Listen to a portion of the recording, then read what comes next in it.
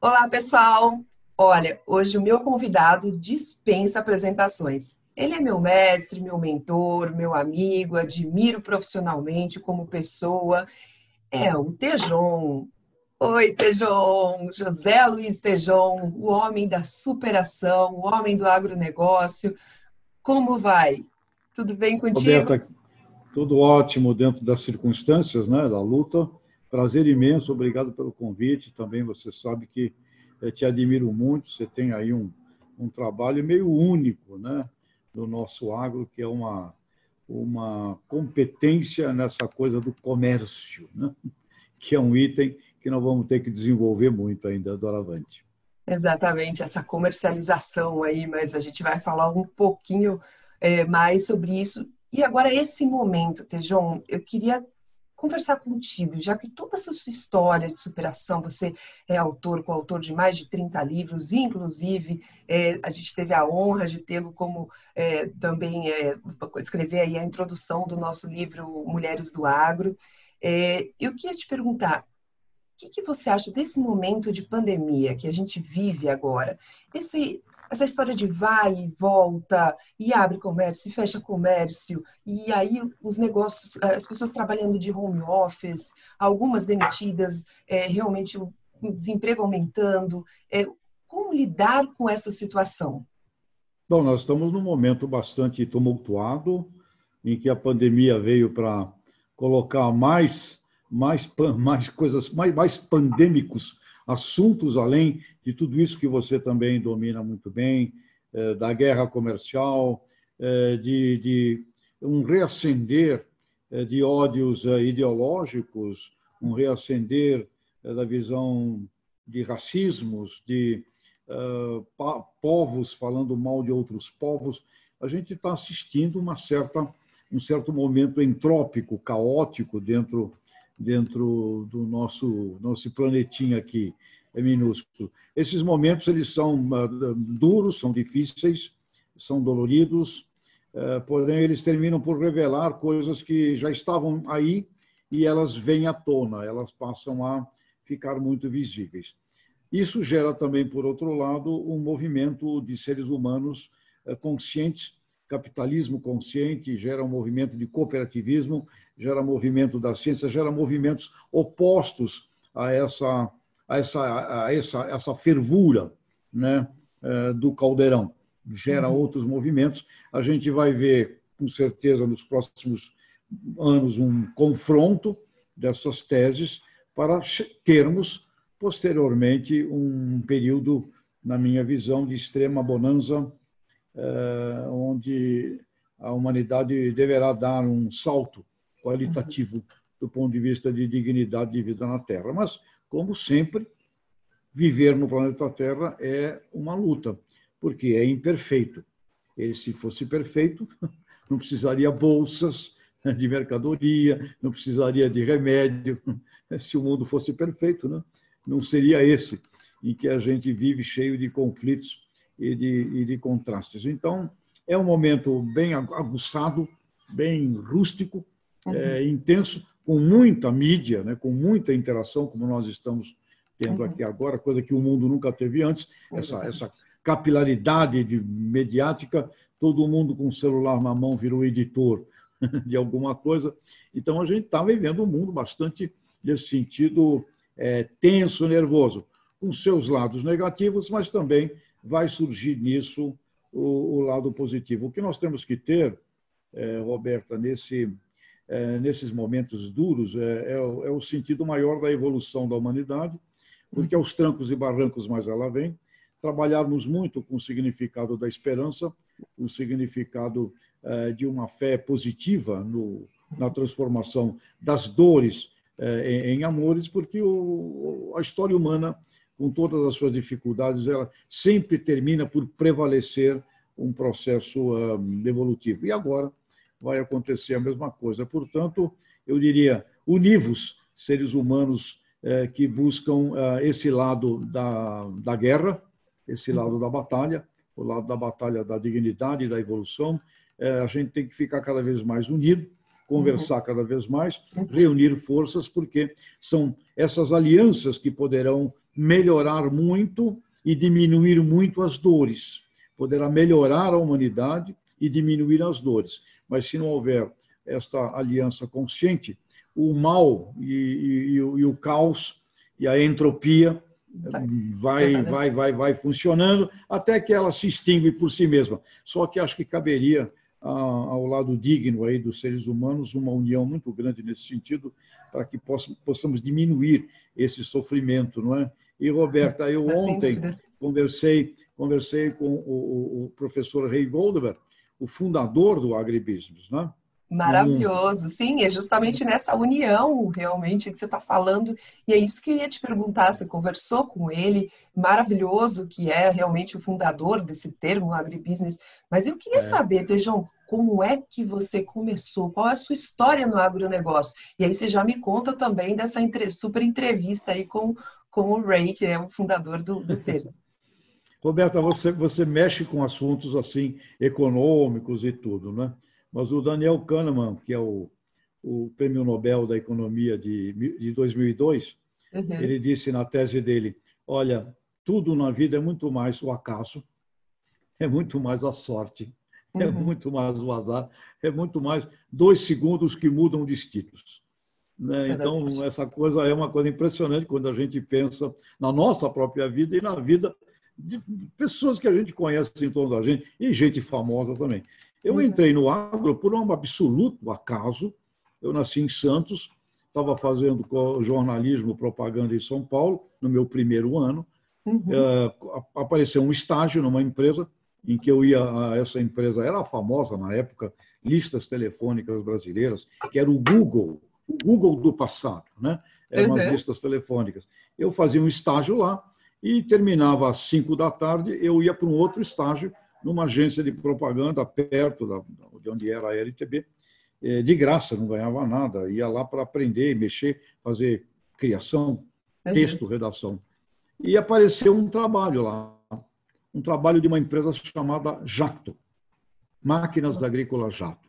Em 1976 apareceu esse trabalho, e ninguém nasce da agência que se me isso é chato. Pulverizador, que porcaria, o que é isso? Eu nunca tinha visto na minha vida, Roberto, nada de agricultura, um pé de café, nunca tinha visto nada. Santos, São Paulo, o máximo que eu conhecia de coisa assim agrícola era banana, porque tinha lá em Santos umas bananeiras, né? Também lá em Santos, na praia, pé de aquele chapéu de sol, jambolão, eu nunca tinha visto nada. Menino da praia. Deixa que o estagiário faz. Veio lá, máquinas agrícolas jato, pulverizadores. O que é isso? Nossa Senhora! Eu não sabia nada disso. O que isso faz? O que é? Total, tinha 21 anos de idade. E aí eu pedi para o pessoal, olha, deixa eu lá e conhecer, visitar esse pessoal, para conversar com eles, porque eu não sei, vou criar o quê? E então me mandaram passar 3 dias lá na Jato, em Pompeia. Peguei o trem às 10 da noite aqui na estação Júlio Prestes e cheguei em Pompeia às 8 da manhã, que levava esse tempo. Nossa, de trem nada fácil na época. Para você chegar a Pompeia. Ok, cheguei lá, a coisa da vida mais fascinante, que acho que a partir daí tem uma lição fundamental. Fui recebido lá pelo José Maria Jorge Sebastião, que era o diretor de marketing da Jato, um agrônomo maravilhoso, formado na Exalc, que tinha sido presidente do IBC, Instituto Brasileiro de Café. Ele foi o diretor do IBC, e de Marília, e a família Nishimura convidou o Zé Maria para ser a pessoa de marketing, de vendas da Jato, né? Ele me recebeu, e nesses 3 dias ele me deu uma aula, me levou à fazenda dele de café em Marília, me deu uma aula, me mostrou o que era agricultura, o que eram máquinas. E ele colocou na minha cabeça, em 76, que a agricultura era uma Olimpíada. Para você ser um agricultor, você tem que ser como um atleta olímpico, porque cada ano você tem que superar marcas de produtividade, de rentabilidade, todos os desafios da agricultura. Incrível a comparação, muito boa. Sim, ele colocou isso na minha cabeça, que olha, é igualzinho um atleta que tem que se superar a cada safra, porque ele Uhum. tem que ir melhor, a cada safra ele tem que ir melhor. Uhum. E como era ano de Olimpíada, por coincidência, eu voltei e criei uma campanha para a Jato, como sendo uma Olimpíada Agrícola. Jato era um mecanismo, eram equipamentos de pulverização Uhum. fundamentais para você vencer a Olimpíada Agrícola, que teria que lutar contra pragas, contra doenças, ervas Sim. daninhas, que é o assunto que envolvia ali os pulverizadores da Jato, né? Uhum. E criei um slogan para a Jato. Uhum. Jato supera todas as marcas.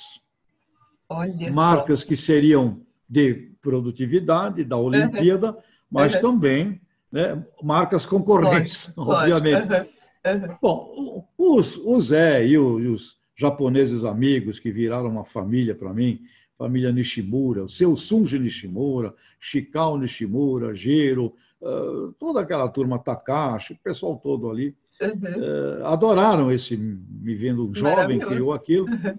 E no ano seguinte, o gerente de marketing da Jato, que estava lá, João Donato, ele recebeu um convite para ir para Calói, Uhum. bicicletas Calói Bicicleta naquela época. Calói.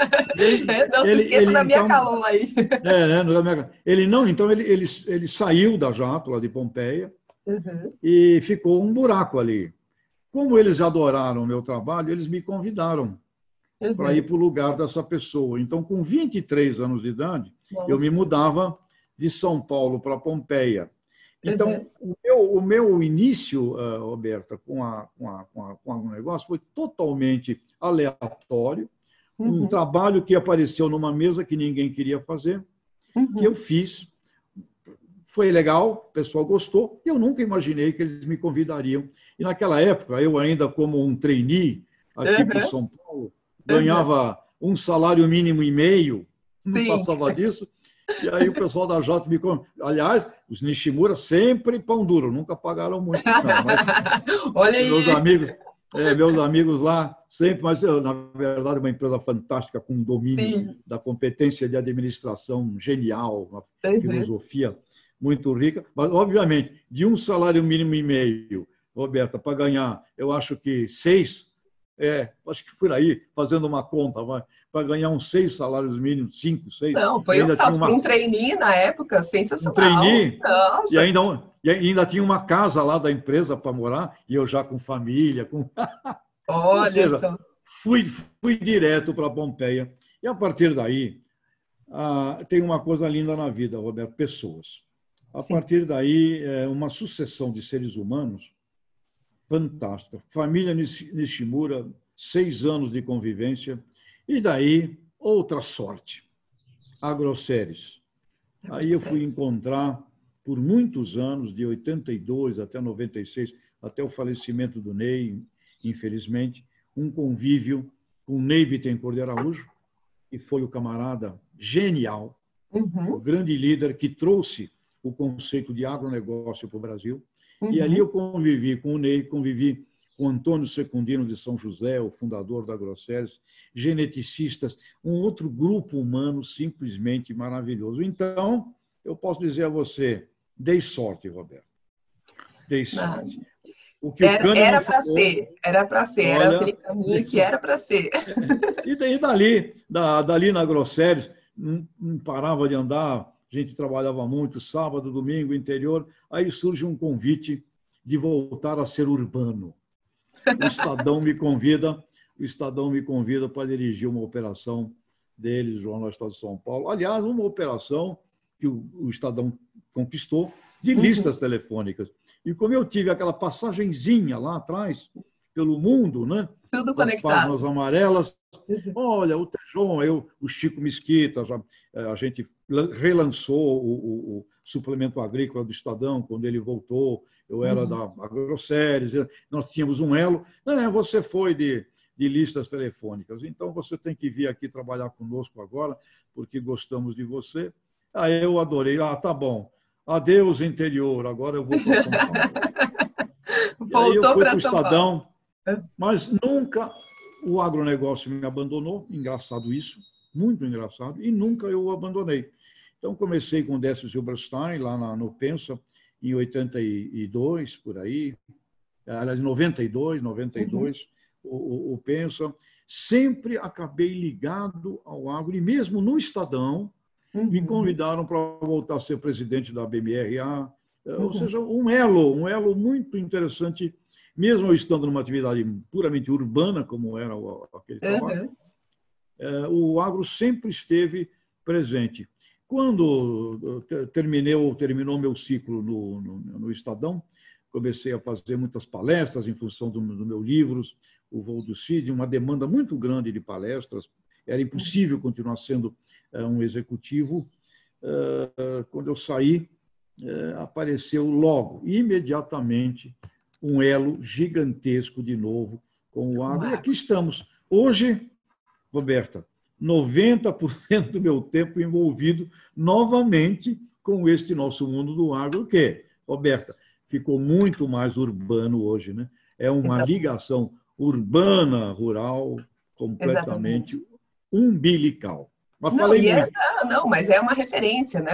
Realmente, quando a gente fala do agro, muitas vezes a gente fala do Tejon e a gente entende isso, e até, inclusive, você é um curador, né, Tejon, do Congresso das Mulheres do Agro, que foi um marco também aí, nesse sentido, sempre um apoiador das mulheres nesse setor, que antigamente, e ainda temos, né, a maioria é formado por homens, até por uma ligação com o campo, que faz né, um sentido.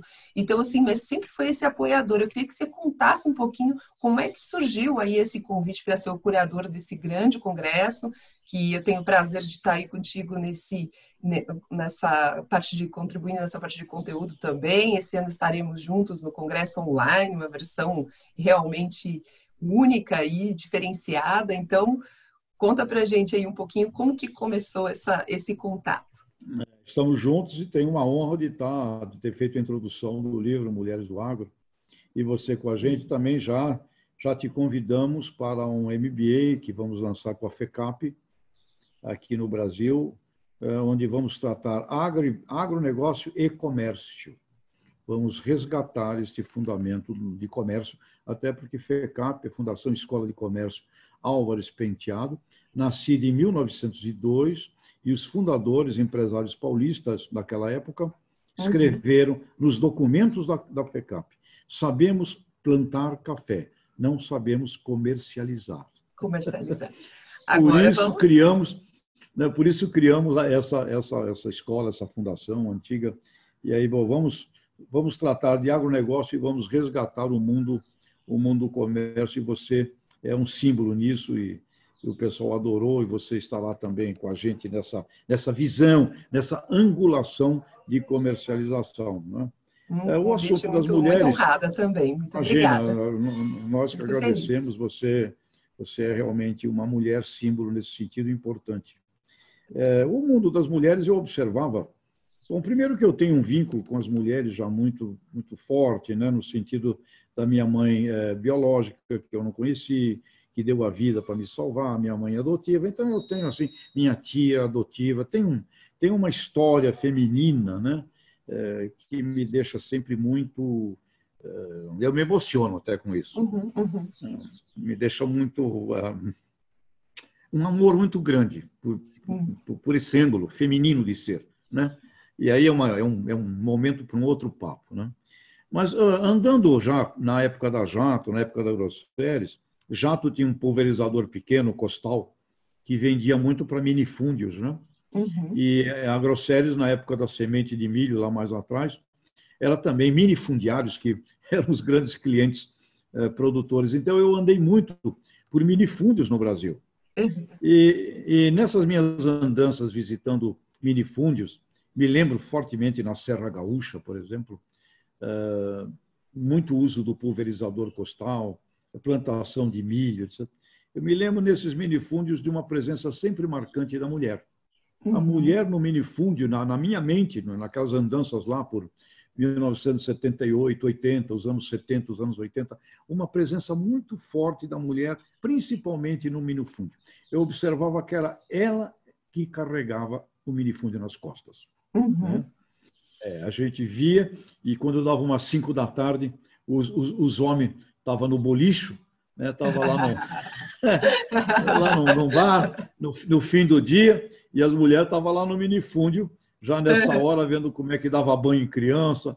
Ou seja, eu vi sempre uma presença muito grande das mulheres. E, ok, passado o tempo, a Zênia, lá da Farsul, no Rio Grande do Sul, trabalhava junto com o Esperoto, outra personalidade que também ficou muito querida, infelizmente faleceu.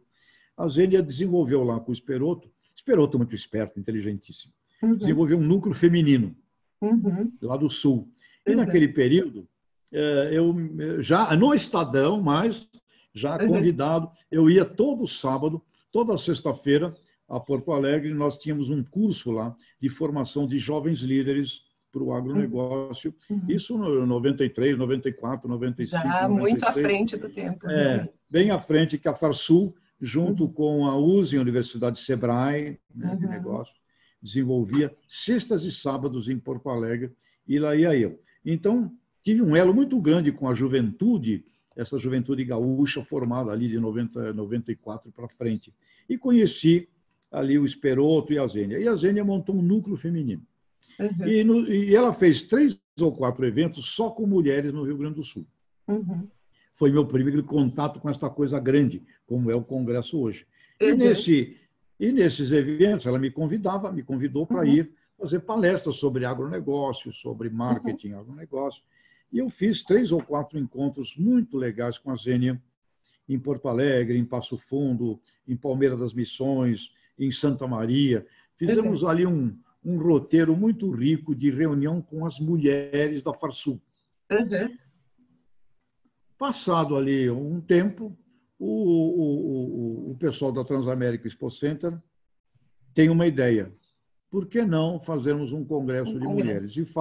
E falar com a BAG, meus amigos da BAG, né? do Luiz, o Marcelo, o Caio. Vamos fazer... A Transamérica Expo Center quer desenvolver um congresso de mulheres, que é uma boa ideia. Uma ideia que nasceu do próprio fundador da Transamérica, do Grupo Transamérica, outra personalidade também diferente, riquíssima, incrível. Ele teve a ideia, lendo revistas americanas, por que não? E tal. Passou a ideia e o pessoal da Transamérica foi falar com a BAG, e aí o Luiz me convidou. João, você está já fazendo esse trabalho com as mulheres lá do Sul, então vamos trabalhar aqui no conteúdo disso. Aconteceu dessa forma, mas eu sempre digo que o pioneirismo articulado, né, porque sempre teve mulheres, isso sempre existiu, mas muito silencioso e muito oculto. Primeiro que eu tenha visto, pode ser que outros lugares tenha existido, mas que eu tenha visto e participado de um movimento organizado, estruturado, com recurso financeiro, com suporte, foi na Farsul, sob o comando da Zênia, lá na ligação com o Esperoto. Ali eu vi o movimento bem feito, bonito, sabe, aquela coisa bem organizada mesmo, com charme, com qualidade e tal. E que daí veio com toda a comunicação e foi expandindo, né? Acho que toda essa comunicação, essa união, realmente Agora, foi... O pessoal da Transamérica, eles tiveram esse insight e eles não tinham um elo com esse assunto lá do Sul.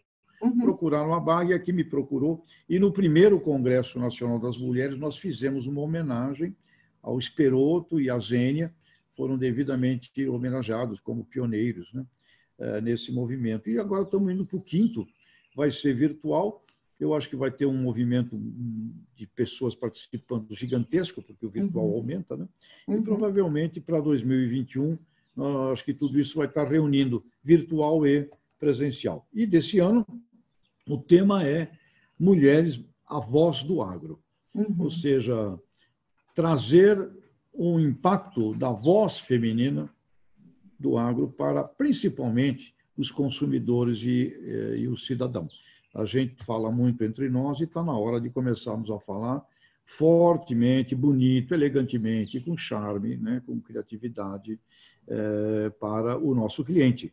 E, às vezes, o pessoal do campo esquece que o cliente dele é o consumidor urbano. E, às vezes, Exatamente. fica bravo, fala mal, reclama. Não. O cliente, não, nós não podemos falar mal do cliente. Aliás, eu acho que o ministro Guedes merece um certo puxãozinho de orelha, porque foi fazer aí um debate aí com gente internacional e fica falando do que os europeus e americanos fizeram de errado no mundo. Se a gente for falar o que sociedades fizeram no mundo, eu acho que é roto falando esfarrapado, Não, porque quando você todo aponta mundo o dedo para alguém, né, esquece olha que tem quatro voltados para você, né? voltado para você. Então, o que a humanidade faz de porcaria, eu acho que não tem nenhum povo santo na Terra, e aí a gente tem que aprender a vender, tem que aprender o comércio, tem que aprender o E a negócio, tem que união, aprender né? a É exatamente arte, o que né? você fala Ai, dessa ai, arte, dessa união que você fala dessa muito, e até união. você teve a entrevista agora, vamos voltar lá que você tinha comentado, com o fundador do termo agribusiness, e que é tão relevante hoje, que a gente fala tanto de agronegócio, mas é, né, essa cadeia do agro, quanto é importante É, entender isso e quanto é importante que tem essa união entre todos esses elos. Então, sim. se você, para a gente finalizar aqui nossa conversa, que a gente poderia continuar por muito, muito tempo, porque tem muita história para contar, mas para você puder falar um pouquinho dessa conversa com ele, com esse fundador do termo, e qual a visão dele hoje, que compartilhou contigo, e a tua visão também, para o nosso É, agronegócio brasileiro. esse encontro com o Rei Goldberg, novamente, Roberta, o mundo é cheio de acasos. Então, presta atenção em cada instante, porque, olha, estudei lá com o Rei Goldberg em 1989, em função do Ney, que era um Uhum, elo grande do Rei Goldberg. uhum, Então, fui aluno do Rei em 89, passa o tempo, passa os anos, passa os anos. uhum, Aí, eu sempre mencionando muito o Rei Goldberg, aí eu recebo um presente do Pedro de Camargo Neto, Pedro. uhum. E me mandou o último livro do Rei. Ele falou, olha, eu participo lá do Papo Sac, que é um movimento que o Rei Goldberg criou, reunindo pessoas do agro do mundo inteiro. E tem Uhum, um brasileiro que está lá, que é o Pedro, em uhum. função até daquele trabalho que ele fez com relação ao algodão, lembra aquela Sim. discussão na OMC, que os Estados Uhum. Unidos foi condenar, né? Aquele trabalho ele ficou lá, Uhum. um trabalho notório, um trabalho Sim, forte, sim. né? E ele participa desse grupo. E como eu falo muito do Rei, ele me mandou de presente o livro do Rei. Eu falei, caramba, Pedro, puxa, nem sabia que o rei está lá, 93 anos. Vamos convidar o Rei para vir para o nosso congresso das mulheres e dos Uhum. jovens. Uhum. Tejão, 93 anos é impossível, ainda quando tinha a ideia Difícil. de vir presencial. Então vamos ver se a gente grava um vídeo com ele. E o Pedro me passou o contato do Rei Goldberg e fizemos essa entrevista ontem com ele. É uma entrevista fascinante. É um ser humano espetacular, 93 anos, um doador. Uhum. Doador. E aí a grande síntese é maior do que aquela visão do agribusiness que a gente carrega, do sistema complexo, né, da genética até a mente do consumidor. Está ampliado isso hoje na cabeça do Ray Goldberg. Ele falou, olha, o alimento é o item universal absoluto. Uhum. Por ele ser um item universal absoluto, ele é uma síntese, como se fosse um grande algoritmo. Uhum. Em torno do alimento, você precisa reunir todos os saberes. Uhum. Então, você vai reunir pessoal da medicina, você vai reunir pessoal da engenharia, você vai reunir pessoal de design, você vai reunir todo o conhecimento humano através deste item alimento. Por quê? Porque este item alimento, como seria o oxigênio, ele é um item universal, fundamental a todos. Então, ele é um. Imagine, Roberta, olha Uhum. o conceito fascinante. É Nossa. um algoritmo, e nesse o grande algoritmo, uma síntese do Uhum. universo. Uhum. Portanto, você tem que tratar doravante o assunto do alimento. Ele usa o termo food citizenship, que é Uhum. o conceito de cidadania, Uhum. porque não tem mais como você não cuidar deste negócio universal sem fundamentos de saúde, sem fundamentos de medicina, sem fundamentos de meio ambiente, de ecologia. Então, você vê que isto leva este setor a uma amplitude filosófica extraordinariamente maior do que uma discussão ainda somente de comércio. Uhum.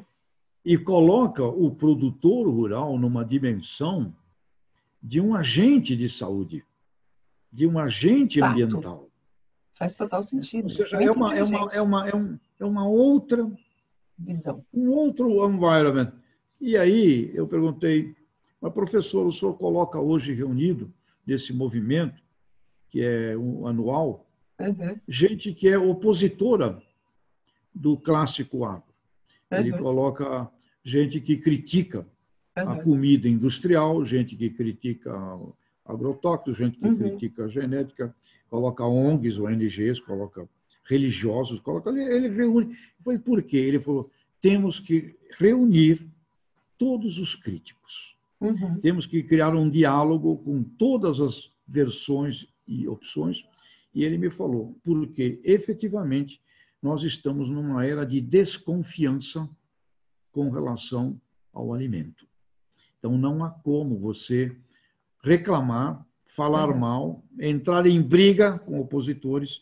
Nós temos que reunir Uhum. todo este pessoal. E ele falou, no início, quebra-pau, no Uhum. início, mas depois da terceira, quarta reunião, começa a haver Alinhamento. uma certa conciliação de alguns Uhum. pontos que você começa a ter ali uma possibilidade do que ele diz, Uhum. resgate de confiança nesses mega setor que é o alimento, e também mencionou como muito importante nisso tudo o desenvolvimento do cooperativismo, das cooperativas. Ou seja, é um homem que vai a uma visão Uhum. simplesmente fascinante, humanitária, Uhum. global, e ele diz, ele falou, eu escrevi já, a nossa geração, que ele coloca dele, eu também já estou nessa, com 68 anos, ele falou, a nossa geração fez um trabalho muito pobre nesse sentido. Daqui Uhum. para frente caberá à nova geração, caberá aos jovens administrarem esta visão global de Uhum. alimentos dentro desta ótica humana, transcendental e fascinante. Ou seja, é um homem que está deixando aí um legado, e você precisa ver o prazer que ele teve, Roberta, de Uhum. gravar com a gente, sabendo que isso ia ser mostrado no Congresso. Falou da importância das mulheres como fundamentais, sendo elos Muito vitais querido. para essa nova gestão.